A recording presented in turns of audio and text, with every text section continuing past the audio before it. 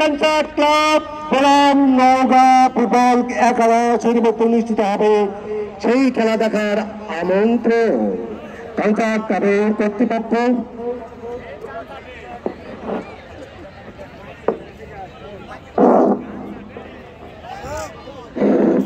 আগামী 27 ডিসেম্বর রোজ শুক্রবার স্বাগতিক কালচার ক্লাব বনাম নওগাঁ ফুটবল একাদশের খেলা দেখার আমন্ত্রণ রইল। প্রথমার্ধের খেলা শেষ হলে দ্বিতীয় খেলার কিছুক্ষণের মধ্যে শুরু হবে। সেই সাথে বাইরে যারা ঘোরাফেরা করছেন টিকিট কাউন্টার থেকে টিকিট সংগ্রহ করুন এবং মাঠে প্রবেশ করুন। কি খবর জি ভাই, ভালো আছেন?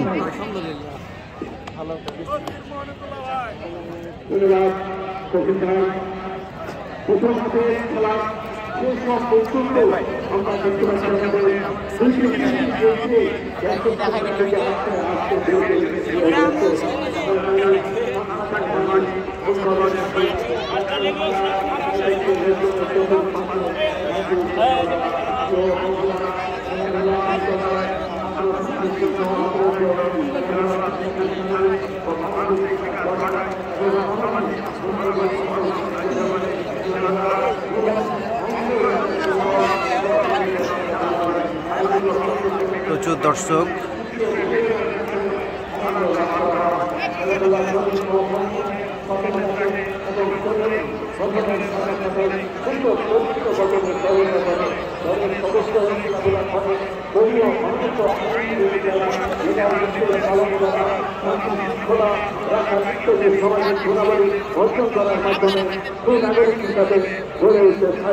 খেলাধুলা ছেলেরা আইনেরা বিদ্যালয়ে যায়, লেখাপড়ার পাশাপাশি স্কুল মাঠে চলে যায়, লেখাপড়ার পাশাপাশি ফুটবল মাঠে চলে যায়, প্রায় প্রতিক্রিয়ায় বল ফিরায় ফিরে আনে মনের শক্তির প্রবল। মাদককে না বলুন, খেলাকে না বলুন, খেলার কোনো বয়স নাই, চলো সবাই খেলতে যাই। প্রিয় দর্শক শ্রোতা, অনেক বাধা বিপত্তি অতিক্রম করে কানসার ক্লাব কাপ ফুটবল টুর্নামেন্ট 2024 আয়োজনে কানসার ক্লাব 1957 সালে এই ক্লাবটি স্থাপিত হয়। প্রিয় দর্শক, আপনারা জানেন এটি কানসার্ট রাজবাড়ি মাঠ এবং এটি জমিদার বাড়ি। কানসার্ট রাজবাড়ি আদি পূর্বপুরুষদের বাড়ি ছিল বগুড়া জেলায়।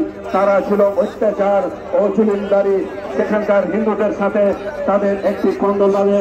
সেখান থেকে তারা চলে যায় ময়মনসিংহ মুক্তাগাছা গ্রামে, সেখানে তারা জমিদারি বস্ত্র আবারও চালু করে। সূর্যকান্ত দ্বারা টিকতে না পারায় 1800 সালে গৌড় রাজ্যে কানসার্টে এসে এই বাড়ি নির্মাণ করে সূর্যকান্ত বাবু, সুশীকান্ত বাবু ও সীতাকান্ত বাবু।